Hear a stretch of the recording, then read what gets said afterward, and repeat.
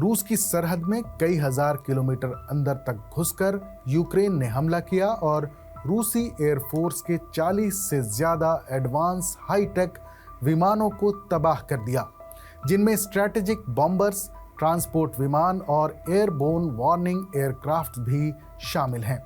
Ukraine के operation spider web के तहत किए गए इस एआई ड्रोन हमले में फ्रंटलाइन से हजारों किलोमीटर दूर बेलाया, ओलेनिया और इवानोवो हवाई अड्डों पर मौजूद रूस के स्ट्रैटेजिक लंबी दूरी के बम वर्षक विमानों में से 1/3 से ज्यादा को नष्ट कर दिया गया।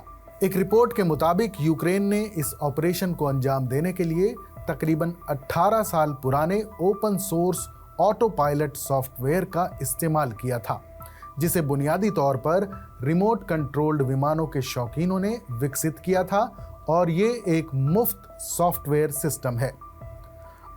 आर्डू पायलट नाम का ये सॉफ्टवेयर साल 2007 में क्रिस एंडरसन ने विकसित किया था, जिन्होंने इसे सबसे पहले लिगो माइंडस्टॉर्म्स किट के जरिए अपने बेसमेंट में बनाया था।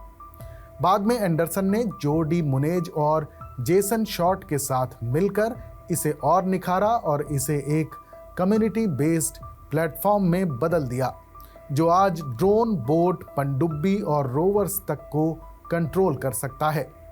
ये सॉफ्टवेयर ड्रोन पायलटों को GPS guided way point set करने, टेक ऑफ और लैंडिंग को ऑटोमेटिक करने और हवा में क्राफ्ट को स्थिर करने में मदद करता है। हालांकि ये सॉफ्टवेयर शांतिपूर्ण और मनोरंजन के मकसद से बनाया गया था, जैसे तलाश और बचाव, कृषि उपयोग या 3D मैपिंग के लिए। यूक्रेन ने ऑपरेशन स्पाइडर वेब के जरिए न सिर्फ रूस को भारी नुकसान पहुंचाया है, बल्कि उसके स्वाभिमान को भी गहरी चोट पहुंचाई है और इसका असर बेहद गहरा हुआ है।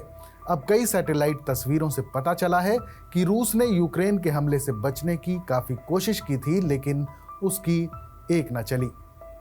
मैक्सर टेक्नोलॉजी ने रूसी हवाई अड्डों की यूक्रेन के ड्रोन हमले से पहले और बाद की तस्वीरें शेयर की हैं। इन तस्वीरों से पता चला है कि रूस को इन एयरबेस पर यूक्रेन के हमले की आशंका ना के बराबर थी, क्योंकि यूक्रेन की मिसाइलों की रेंज भी रूस के इनमें से कई एयरबेस तक नहीं थी। हालांकि इसके बावजूद रूस ने बचाव के इंतजाम किए हुए थे। सैटेलाइट तस्वीरों से पता चला है कि रूस ने कई विमानों को टायरों से ढका हुआ था ताकि उन्हें सैटेलाइट से ना देखा जा सके। साथ ही रूसी वायुसेना ने एयरबेस के हैंगर पर जमीन पर विमानों की पेंटिंग बनाई हुई थी ताकि दुश्मन को चकमा दिया जा सके। लेकिन इस सब के बावजूद यूक्रेन का हमला इतना सटीक था कि रूस को भारी नुकसान उठाना पड़ा। यूक्रेन ने रूस के जिन विमानों को निशाना बनाया, उनमें ओलेनिया एयरबेस पर Tu-22 विमान शामिल थे। रूसी वायुसेना दुश्मन के लड़ाकू विमानों को तबाह करने के लिए इस विमान को इस्तेमाल करती है। इसके अलावा Tu-95 बॉम्बर को भी निशाना बनाया गया, जो रूसी एयरफोर्स का सबसे अहम बॉम्बर विमान है। 4 इंजन टर्बोप्रॉप वाला ये इंटरकॉन्टिनेंटल बॉम्बर विमान परमाणु हथियार ले जाने में भी सक्षम है। ओलेनिया एयरबेस पर हमले के बाद धुएं का भारी गुबार देखा गया। सेवेर्नी एयरबेस पर यूक्रेन ने रूसी वायुसेना के A-50 AWACS लड़ाकू विमानों को भी नष्ट कर दिया। ये विमान रूस की लड़ाकू ताकत के लिए काफी अहम हैं। देगिलेवो एयरबेस पर इल्यूशिन IL-78 टैंकर विमानों को भी तबाह कर दिया गया। ये विमान लड़ाकू विमानों में जेट फ्यूल भरने के काम आते हैं।